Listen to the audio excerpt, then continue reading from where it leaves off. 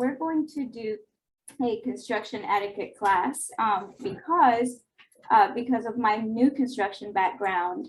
I saw where agents were missing a lot. There were a lot of holes that they were not filling that was still within their duties as licensee. And not only licensee, I would see a lot of agents click the single agency checkbox, but they were not fulfilling their single agency duties. And then it also led to, more often than not, the buyer being unhappy with the services that that agent offered. And then, of course, we don't want you guys to fall into that category. The question that I got the most doing new construction was, why did I even need my agent? Why was that even necessary?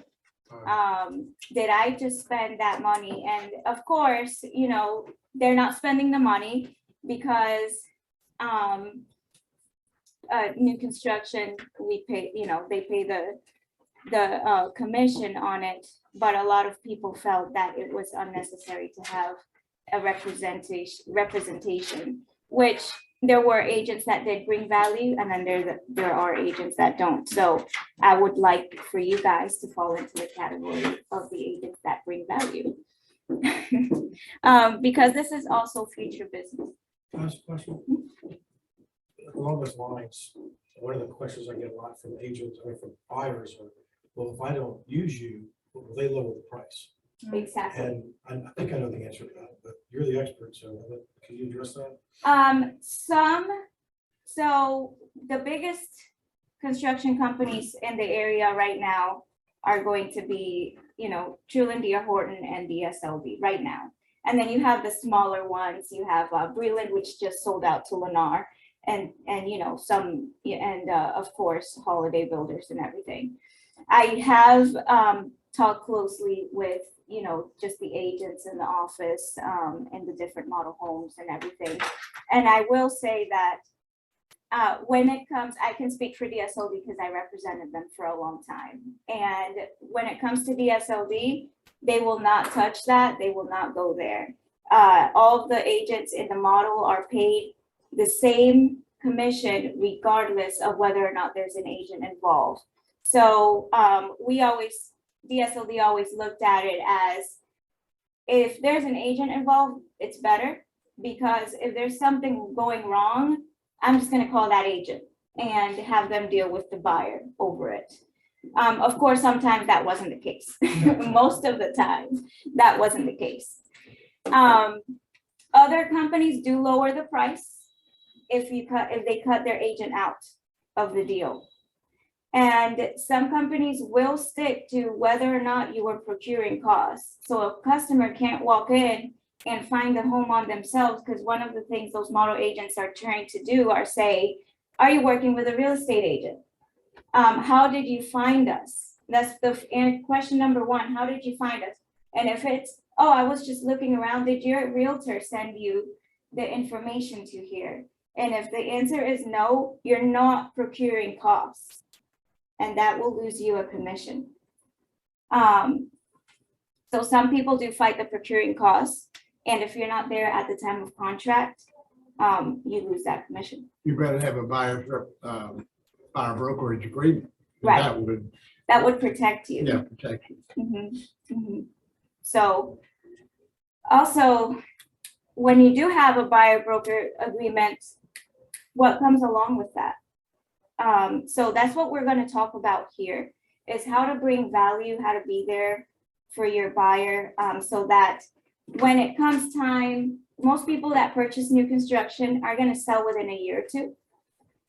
So usually people sell within the first year, because that's when their warranty is up.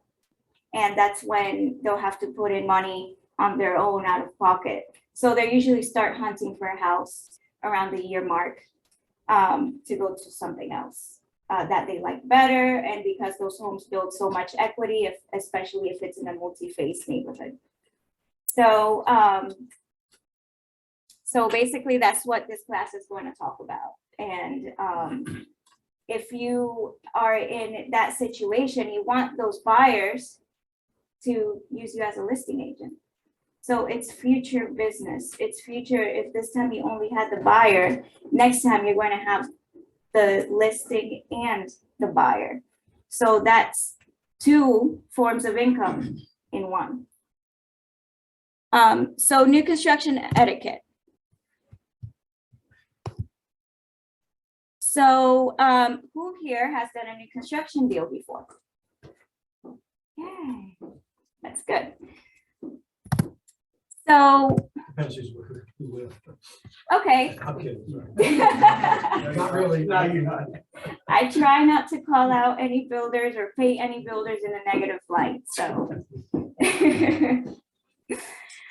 What comes to your mind when you think, yay, my buyer? I got a question Uh-huh. about when you say you start new construction deals, at what point do we engage with the buyer? Because I thought D.R. Horton and they went in and bought up lots in a subdivision and if somebody picks a lot out, is that us negotiating from that point with it and then building the house? From beginning to finish. Right now, most builders are not, they're not even letting people pick lots out anymore. They're just, the house is already built to a certain stage. DSLD, I call it. Majestic Manor. Yeah. She said 7 days after frame. Yeah, 7 days after frame start, and then D.R. Horton and Truland are probably along those stages. I thought there was a certain point that they wouldn't sell the homes, because they Right. couldn't guarantee Yeah, they the can't price get, of the materials and they couldn't get the. In the old days, when you didn't have a choice to pick out lot first, all this stuff, that was part of the whole process. Very, very seldomly will the builder ever sell a lot without selling the house with it. Yeah. That's what they have to run. But there was times where Truman did the construction loans and things like that, and you were, from start to finish, they bought a lot, they bought pieces, they don't do that too much anymore. Right. If that's the case, if it goes back to something like that, then yeah, you're there for the whole process. from start to finish, yes. And as a former new construction agent, I loved it. I spec'd out maybe 3 houses in Ledgewick and a few houses in the subdivision before. And then in the other subdivision, I spec'd out every single house. So as for the model agent, it is a lot easier for a realtor to come in with their client and be like, we want this lot, we want this house, we want these colors. But now the market changed for them, that they, they have to, they're pre-ordering their materials a few weeks before that house even goes to frame. So by the time the buyer comes in to make that offer or to put in the purchase agreement, everything is solid. Everything has been ordered. Everything is on its way, because right now the back orders are up to 12 weeks back. So, so what comes to you guys' mind when you think, yay, my buyer is going under contract in new construction? Home inspections are a lot easier usually. Yes, Usually. Don't have to do title search. you still have to go Oh, through you the title have to? search. Mhm. But there could be less of a hang up in it. And the other thing, the first thing I think that was great, the builder still pays 3% commission. Yeah. Yes. You actually get 3%. Not all of them. Yeah. Oh, maybe more if you're preferred then, right? Ah. So 4 homes in a year with DR, you get another 1%. Yes. Yep. So, And then the negative part is it usually takes 4, 5, 6 months versus say 1 month to get done. Yeah. Very ready on time. does anyone think easy sale? Or- Easier. Huh? Easier. Easier? Yeah. Does anyone think I'm not gonna hear from this person for a long time? No. Does, Absolutely not. I'm so glad to hear that, because what I see is this. Dropping off our baby girl to be watched by Grandpa and Grandma. That is what I see. Agents come in, they leave the buyer, Yeah. and then I don't see them, and then I hear from them about a week before closing, and it's, where's the closing going to be, and where can I pick up my commission check? We had an agent about 5 years ago that D.R. Horton sent the commission check to the office. He didn't even know his clients even went under contract to work for us. Want me to say that again? We had an agent that used to be here that got a closing check. His buyers bought the house when D.R. Horton closed. He didn't even know they were under contract, had no idea. Don't be that guy. So let's get back to the basics. I passed out a real estate broker services disclosure form and what we call RECAD. And it spells out what we do, right? If we're single agents or if we're transaction brokerage. Now, do you feel like if you're just dropping that buyer off and not overseeing anything else in the transaction, that you're fulfilling even your minimum duties? So I want to get back to the basics and see what we do as a transaction broker. Can anyone tell me? We don't give advice. Just kind of prepare for the whole transaction. I've heard it said that you're at a arm's length relationship. Yes. So, go ahead. Was anyone else going to say? No, I just said 6 years prior. Yeah, literally now. So we provide services honestly and in good faith. So we are providing a service. We're still there. We're still present. We exercise reasonable care and skill. If you're not seeing anything going on in that deal, are you providing care and skill? Are you giving and then you're keeping confidential any information not obtained by public knowledge. So you're letting that model agent know everything, like you're exposing them to that buyer maybe shooting themselves in the foot, especially now where there's multiple people interested in one new construction floor plan, let's say, and there are wait lists in some subdivisions to be able to get in there. If a buyer goes in there and it's like, well, sharing information without you when you're not there, she could shoot herself in the foot, and the model home agent will be like, okay, great, I'll call you right back. And then you'll never hear from that model home agent again.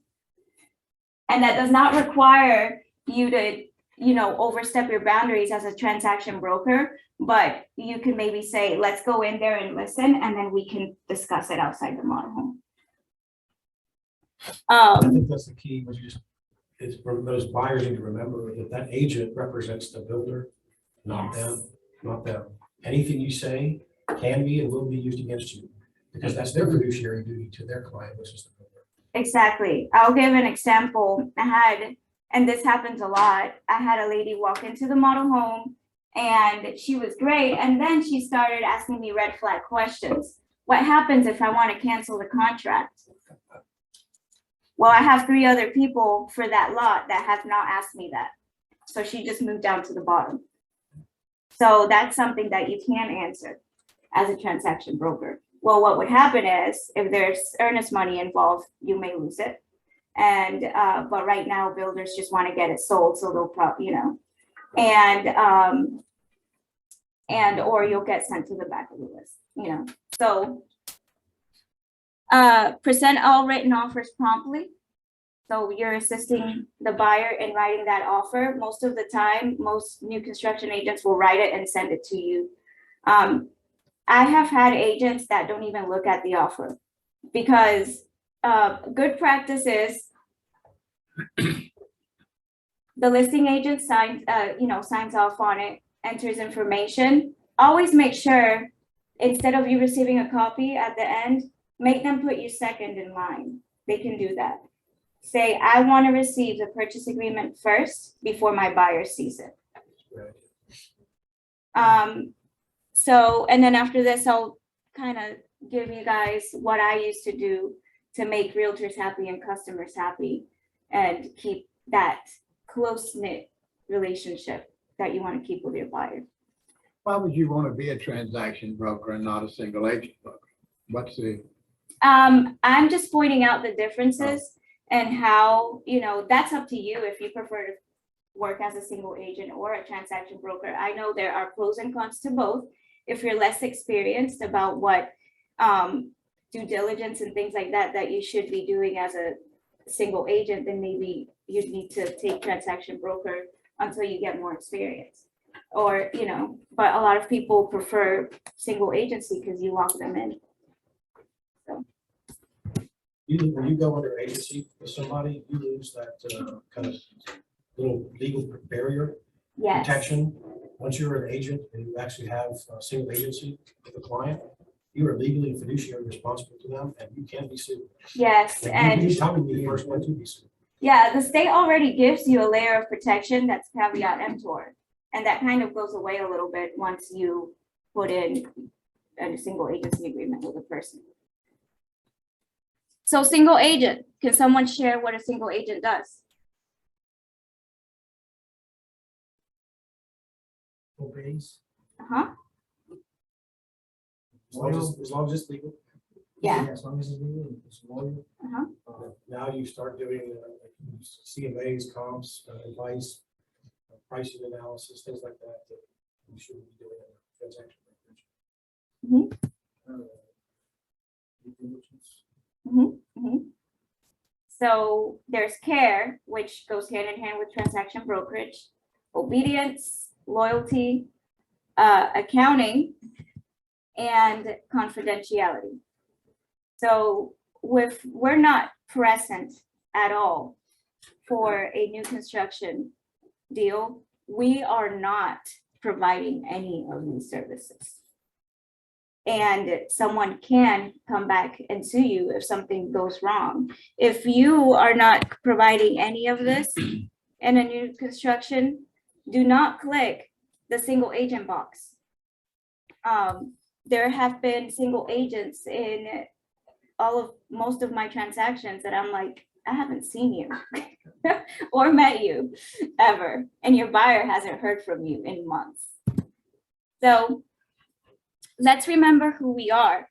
There's a model home agent and there's a buyer's agent. And can anyone tell me who the model home agent represents? The seller. So the model home agent is a single agent for the seller. She does not have to disclose anything to your client. She has no fiduciary obligations to your client. So if you are only dropping your client or customer off, are you fulfilling your duties as a real estate agent, period? No.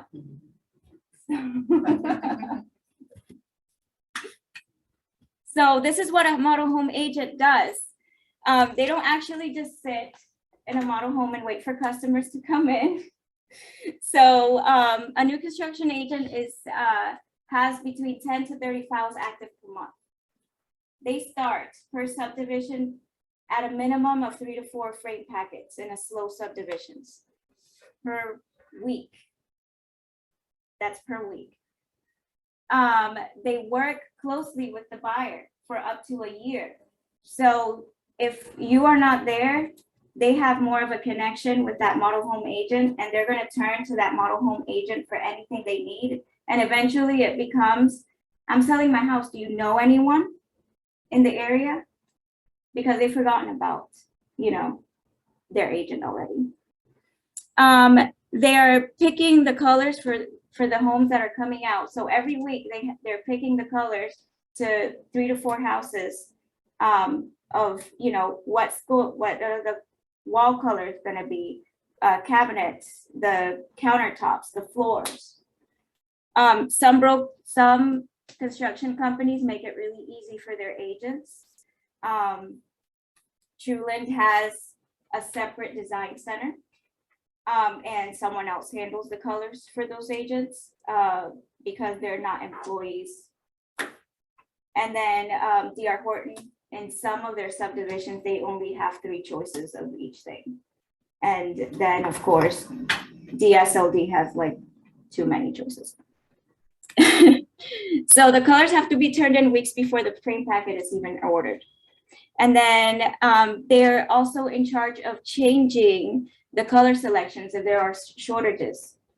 And that can be stressful because if that house is already under contract, they have to let the buyer know. And then the buyer is unhappy with the new colors because it's a change. No one likes change. They contact the homeowners whenever there is a change. And then they receive updates on the home stages to make sure that everything is on time. So can you imagine keeping up with at least 30 homes a month to see what stage they're all in? And so if they're not all gonna sell. So 30 homes becomes, I had 60 files open at any one given time. That's 120 people to keep happy. Who expect perfection. Yes. And then there's their aunts and uncles that show up every so often and only take pictures of the bad things going on in the house. So we have to be careful. They receive, and then of course they make half of what you make on the deal. So they, some, of course, not everyone is the same. Model home agents make less though on their commission than the single agent, the outside selling agent. So, and before we were where they could receive bonuses, but that's been taken away because they're capped on how much they can build because of shortages. So the obligations, it makes you think twice now. The obligations of the model home to your customer, none. They have no obligations to your customer. As a new construction agent, her obligation is to the seller, not the buyer, unless it concerns health and safety only. And only if they are aware of it. They do not control delays in construction, so don't yell at them. And some of them are employees, and they work weekends, every weekend. It's very hard to miss a weekend in new construction. It's considered retail, so it's meant to be a revolving door 7 days a week. They're expected to answer their cell phone no matter what, even if they are off.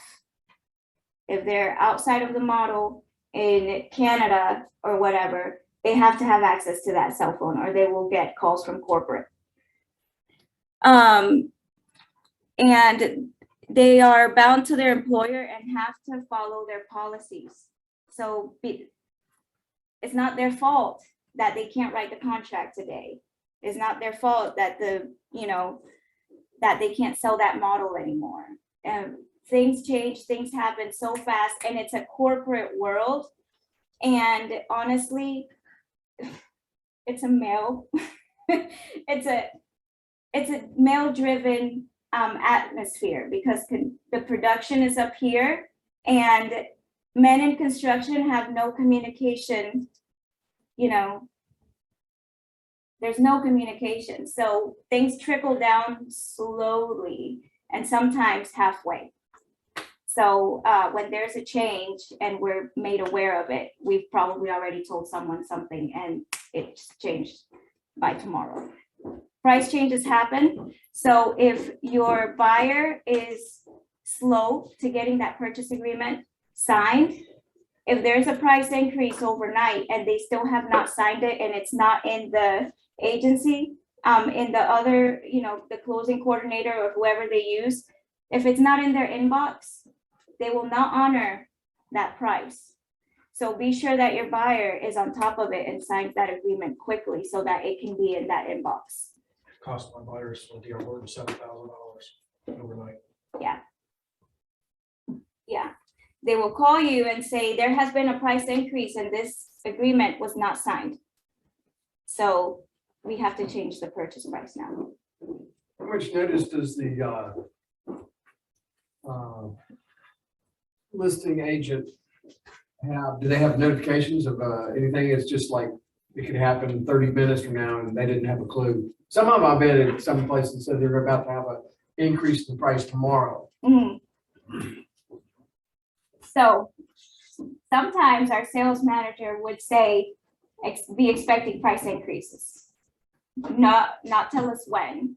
And most of the time I would get in the office and I'll crack open my laptop, and when I turned on my email, price increase was already waiting. Sometimes I received a price increase at 4 p.m. You know, so there's no notice time. It's just whenever they do it. Yeah. I always tell, in this market, I always told buyers, the price can change anytime, so please sign your agreement as soon as possible. And that wasn't me trying to pressure them, it was what was going to happen. And just to answer, in my case, the buyer signed, sent the contract, and the seller, the DR Horton agent was out of the office that afternoon, so I'll get to it tomorrow morning. When we got to it tomorrow morning, DR Horton for the price increase that morning. So that made it worse, but the point is, agents don't always necessarily know 100% when it's Yeah. official. Mhm. Yeah, sometimes they receive notice and then most of the time they don't. It can happen just like that. And it can happen at all times during the day. It could be in the middle of the day. We were in the middle of signing an agreement and a price increase was waiting in my email right after they finished signing. Thankfully, they honored it.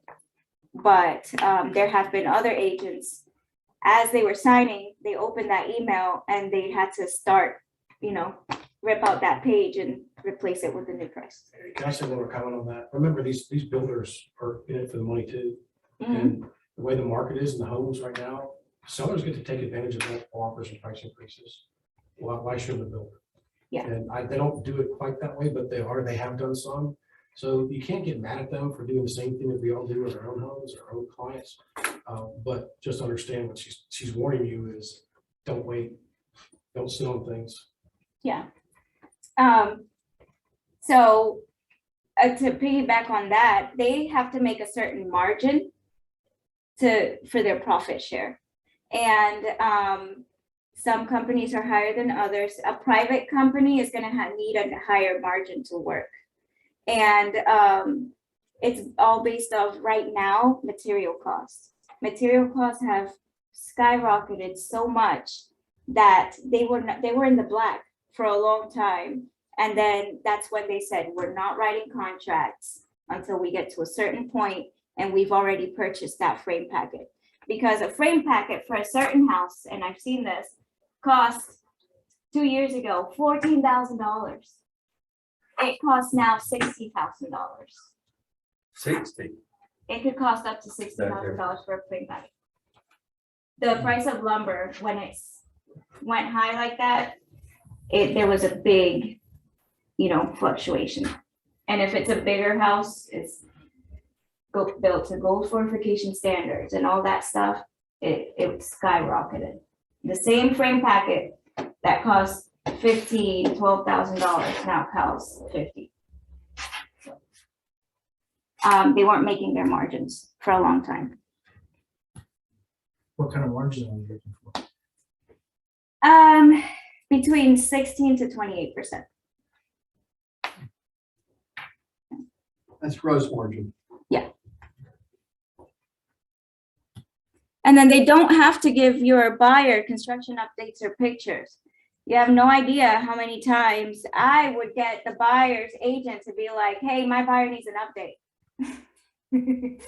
Okay. Some companies have, DSLD has periodic updates, weekly updates that we send out. And then on top of that, myself personally, I would give a monthly update where I would take a video of the house, walk through the house. If it was past sheetrock, if it's before sheetrock, I would just take a video of it. So, but. So DR Horton has 15 stages. Mm-hmm. What do the other builders have? Do they have similar Yes, stages? because it's the same building process. So very similar stages. They do it like at every milestone of the house. So like when concrete, once it's past the slab inspection, that's one milestone. And then So at every inspection point, that's when they try to do the updates. DSLD has 12 around there. And then I can't speak for Trulin because those agents are regular agents like you and me, so they're not given, they're not given the same process we are, or the same information we are. I think that's a good point, just made. DR Horton and DSLD, their agents represent their seller and they're not allowed to sell on it, Mhm. or Truant agents can. So Truant agents can actually compete with you if you call. Yes. It's crazy. Yeah, so be careful. Do not, I mean, you can call a DR Horton agent and be like, yeah, I have a buyer, that's their name, and they might come by this weekend. Or you can call a DSLD agent. Hey, this is my buyer. They might be coming by. Let me know if they stop in, and always touch base with your buyer. Did you end up stopping in? What did you guys talk about? What did you do? You always want to be there. Do you log the people's name in a book so that you can lock that agent with that client? I used to do that until I started getting so much interest and backups. So what I did was, a buyer would come in, I had them sign in and write the name of their agent on that paper. And if their name sounded familiar, because after a while, everyone starts sounding the same. So if their name came up and I'd be like, oh, I have you signed in, and then their agent was right there, I'll let their agent know. I just go back to when you said that if they're not procuring calls. Yeah.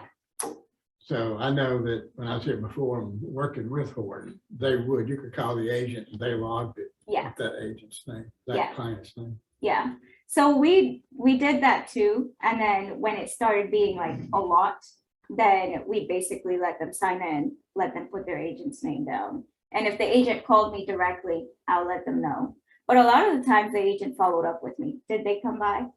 So, yeah. Now, most builders don't want to be in the bag with the real estate agent, so they're gonna, try, but I have known some builders not to honor it. Is it safe to say that all the builders, DSLD, DR Horton, and Trulin, they all use the same subs, plumbers, electricians, et cetera? Not, yes and no. A lot of the subs from DSLD come from Louisiana, and Mississippi. And then now we saw, well, before I left, there was a switch going on with subs, but yes, they all cross over at some point.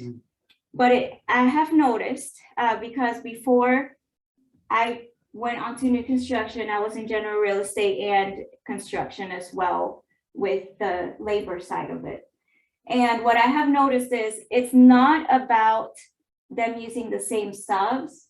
It's about the level of quality that the superintendent expects. That's exactly the answer I gave my client. I'm glad you said that. Yes. I didn't make that up. That's how I felt about it. I mean, I gave him, that was my opinion, Uh-huh. but I use DSLD as an example. So. Yes. DSLD superintendents are graded on the performance of their home. Well, they have a bonus tied to it, right? Yes. So they're not just a salary, superintendent. They get, based on the grade that they receive, they get a bonus. They get bonuses for closing on time. They get bonuses. So right now, no one's making their bonus for closing on time. And then, so they're pretty mad about that. They get bonuses on making sure, if their quality control score is below a certain point, they lose that bonus. Who does the inspection of quality control? So with DSLD, quality control is a totally different department in the company, not overseen by the production managers. So that way the production manager does not have influence over the quality control inspection. There's also, I mean, the DSLD, and not to sell DSLD, but they have less homes to supervise than part of DR Horton. But- So one thing that you may, I don't know if you're gonna get to, but I did a walkthrough with my clients for DR Horton, and it was a dark area, closet, pulled out the flashlight on the phone. That's an absolute no-go with DR Horton. They shut down the walkthrough. So I don't know if that's something for these guys to probably know about. If you on each builder when you're doing something like Yeah, that. It's a I real know pretty you're shop. on about pulling out the You flashlight. can't use a flashlight in D.R. Horton inspection. You can't take pictures. It's basically their justification was you walk through it as the nature of the home, sunlight, et cetera, et cetera. And we looked up there and the closet wasn't painted. So I mean, it's kind of a thing you want to flag when Yeah. you're doing a walkthrough. But yeah, they literally shut down the walkthrough. So it got hostile. Wow. Well, Horton's under a class action lawsuit right Well, they now. are. They build a decent home, but I'm just saying that their customer service is completely different than say DSLD or a Truland doing that. But, I would always suggest, I would prepare the buyer, which some model home agents do. This is from my perspective as a former agent, was I would prepare the buyer and say, you're never going to stand less than 3 feet away from your wall at home. You're not going to go up to your wall and stand right here With a flashlight. with a flashlight. You know, you're usually going to be around the couch length, you know, as far as width. So from here, it's acceptable what you know, and also with a flashlight thing, well, of course, this is a man-made house. It's not going to be perfect. And it's also well below the value if it were a, you know, custom builder. They're building, you know, 300 other homes of the same footprint. It's good information if you don't know what to do. I mean, they're good at it. The guy argued that it was in the contract, and I read the contract, and it's not in the contract. Clearly, Yeah, I'm that- aware of that. So I could argue that point with him, but regardless. Another thing that is the flag is how they handle the HOA. Yes. There's some hidden fees sometimes in those contracts. I don't know if you're gonna get to that. So I wasn't, but I'm glad that you mentioned it. So there's a transfer fee that you don't necessarily know about until closing. They don't put it on the net sheet. If it is, it's hidden somewhere. Mhm. Yeah, and that's usually because not even the sales agent knows. Like, it's usually a separate company altogether. And, you know, they just tell the sales agent, this is the amount of the HOA dues yearly. Now, some times the developer, because sometimes the developer and the builder are two separate people sometimes, in some cases. So if it's a developer, sometimes the developer will choose to maintain HOA rights until it's 100% built out. That happened in one of my subdivisions. Will DSLD add a transaction fee for the buyer's agent in addition on their net sheet? No, They will not do that. You mean if you have a transaction fee, then you charge your buyer? A lot of people do have it, for if they're representing the buyer, they just have a transaction fee of different amounts. that is something that the buyer chose to do. They chose to have single agent representation, so DSLD is not gonna cover it. Well, I know that, okay, Mhm, but you'd still charge the buyer at closing. You wouldn't charge DSLD. correct. So y'all would not put that on the net And sheet. remember, when you are working with a buyer, it doesn't matter that the builder does an estimated closing cost sheet. You're still required to do one. So That- put it on yours. Yeah, that was my next point. We send out a net sheet, well, not we. The agent sent out a net sheet because they have to have one to follow commission rules. You know, they sent out the contract, they have to have a net sheet with it. But the buyer's agent, Keller Williams, once that contract hits your inbox, you send it out to that buyer with a Keller Williams net sheet coming from you, the The agent. state law requires it has to be an agent generated net sheet, not someone prepared by a lender or anybody else. Yes. If you're the agent, you have to prepare one. Yes. So, don't use a builder net sheet and then just sign your name to it. You have no idea how many times. But the beautiful thing is to follow it. What's on there, put on yours, and then if you have a fee like that, add it, and boom, you're done. Makes it really easy. Yeah. And then do not take it personally, and then do not make it a battle between that is us versus them. It is not us versus them. That agent wants to get paid just as much as you do. They want to sell that house. just as much as you do. They want it to work out, at least the good ones, right? I can't speak for every single agent, but they want it to work out. They're not working against you. And they're just letting you know, this is what we have to do. This is our policies. This is what's going on right now. And then unfortunately, we're in a take it or leave it market. So what are the obligations of you, the agent? We have to remember that we are still real estate agents. Make sure you're keeping up with contingencies if there are any. Last minute, right? Most builders are going to want you to do your inspection right before the first walk. So before you even schedule that first walk, make sure the home inspection has already been done, because you can send it to the superintendent or that model agent, and she'll forward it to the superintendent and say, this is what the home inspection showed, and they'll mostly look at the summary page, and then they can address it at the first walk. So it makes it so much simpler for everyone involved. So they are gonna, DSLD will require you to send, if you do a home inspection, to send the copy of the inspection report. So just to touch on that, because that was kind of one of the biggest issues we had with ours, because it all depends on the agent and communication with the construction team, but Right. I'm not using names or slamming anybody, but she said you could set the inspection this date and do the walkthrough this date. We set the inspection, the walkthrough wasn't ready, they couldn't do the inspection, had to reschedule it. Long story short, had to reschedule the inspection 4 times because the agent was not communicating the schedule delays, so I ended up having to go to a different person within the company because had a contact and they were great.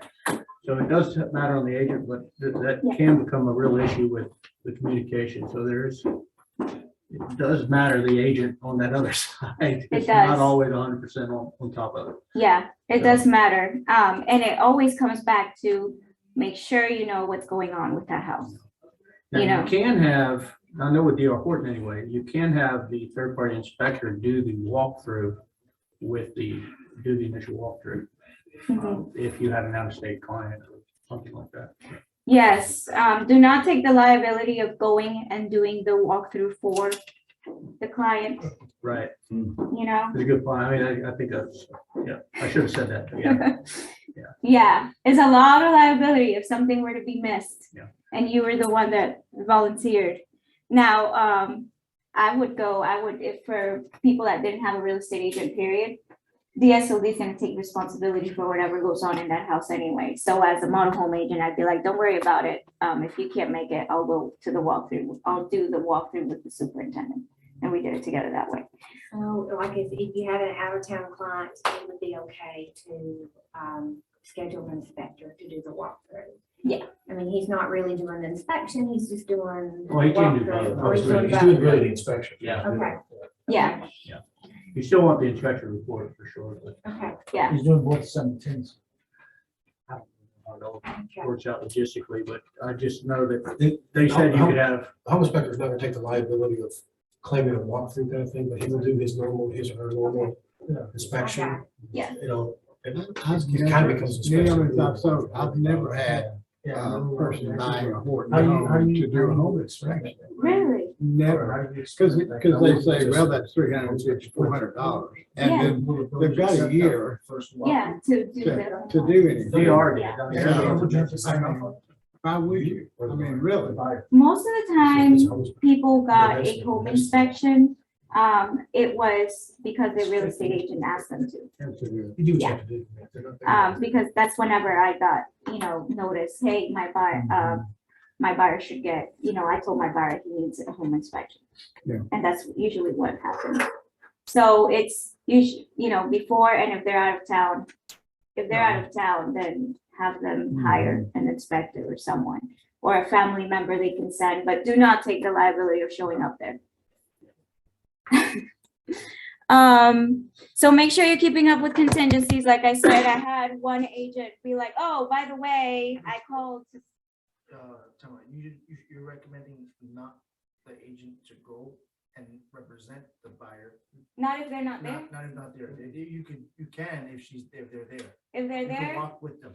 yeah, Obviously not like say, hey, You know what I'm saying? Like, you don't wanna, but hey, you know, that's more of an inspector question, I don't know. Maybe that's right, or something like that, is that what you're saying? You just don't want to take the responsibility. Yeah, you don't wanna take the responsibility. Yeah, I would get a home inspector if you wanna really get into that, you know? correct. I would think Or, like that. you know, what I would tell people is, that's what your first walkthrough is for. Write down all your questions that you have about the house. But of course, I was representing the seller. I didn't want them to get a home inspection. You know, so, but, you know, write down all your questions that you have and then address them at the first walk. That's what it's for. But like I said, don't take, if you go with your people to a first walk, don't start pointing things out either. Because would you do that at a home inspection? So, you know, I have a lot of agents that kind of work against the superintendent, and I understand you're representing the buyer, but you're representing the buyer in real estate, not the construction. And if you see obvious issues. Yeah. Then we're being held to a standard of, if you, if that's obvious, you know it's a problem, you probably should say something, but. Yeah. Picking out this wall has a little lump here or whatever, you know, that's, if you see obvious stuff, say it, but don't be the guy walking through this, let the buyers do that. Exactly. Yeah, that's perfect wording, you know. And so the inspection from the city is not gonna be the same as what a buyer's home inspection is. Because the inspection from the city, they just make sure the plumbing works, the electricity works, that everything's up to code. They're not, you know, they're not doing the same thing a home inspector is going to do. They don't even call in the attic really sometimes, so just keep that in mind. Make sure you read each purchase agreement because builders use different ones. Different builders use different ones. You want to read it before. You don't want to put yourself or your customer in a bad situation because you didn't read thoroughly what that purchase agreement had on it. Can I address one more issue on that? I'm sorry, I talked too much. No. Back to you, Jason, your issue about the cost. Those builder contracts are different than the standard builder realtor. In certain regards, especially when things start affecting money, that's when buyers really get like estoppel fees. Estoppel, when you talk about the homeowner stuff. If there's a landmark involved, landmark manages subdivision like Blackstone Lakes, where it's got Horton and Truman, or a lot of these subdivisions. This landmark charges a transfer fee, and then they charge a seller an estoppel fee. The estoppel fee is basically hey, I'm verifying you, Mr. Home, Mr. Seller, that you're in good standing with the HOA. Once I do that, then here's our transfer fee. Yeah. Their BCAR contract, they push that estoppel fee on the seller. All the builder contracts typically put on the buyer. Yeah. So, read your contract, know what the costs are. Don't assume it's the same as what you always do. I thought DSOD used to be car, you know? The SLD does. It does, okay, Mhm. okay. I know DR Horton has their own. And Truman does, yeah. Yeah, and so does Sure. Holiday. They have their own contract as well. Okay, Mhm. but DSOD does use to be okay. It does use BCAR. Some things are interpreted different though, so be careful. Your home warranty, it's considered an existing home warranty, and it will be transferred at the closing date. That's how DSLD interprets that. When's the start date? It starts when the buyer closes. Okay. Yeah. So you still get the 1 year from closing. right? Yeah, you still get the 1 year from close. The termite, they do provide a termite bond starting from the day the foundation is poured. So look at that termite bond and see, you know, how long they really have. Because it's not always a year. Right. Yeah. Right now, they are getting closer to a year because as soon as they're pouring that foundation, they're ordering that frame packet's already there.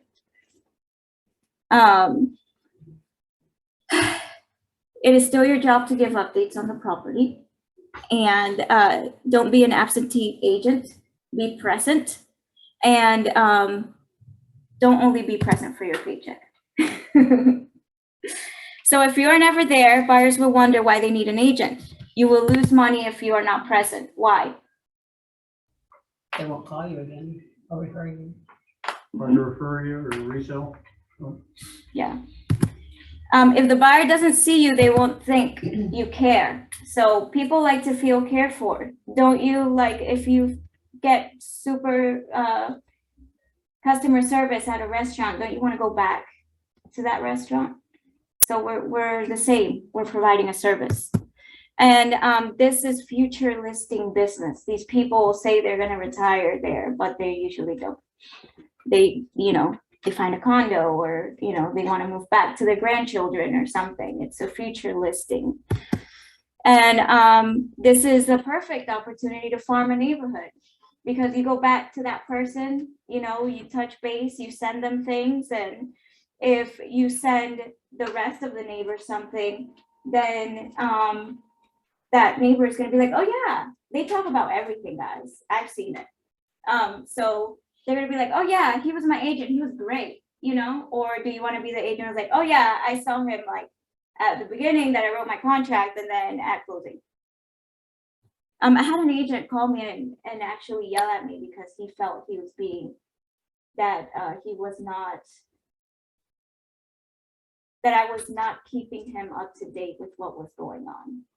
And what was happening was that even though I set up a group thread, their client was only asking me questions and not, so just be careful.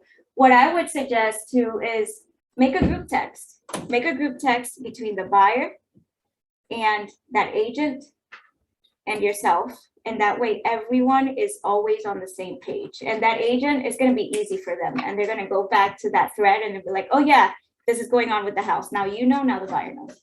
I did that and I made the mistake of sending my client. I wanted it just to my client. I didn't have the reading glasses on. Yeah. If you do that, be careful. Be careful, yes. Oh. And then build a relationship you can come back to for more business, of course. Remember that people will talk to 10 people about their good experience, but how many people will they talk? Whoever listens. 100. They will talk to about 20 people about a negative one, at least. So be careful, it's a ripple effect. We are in the ripple effect business. So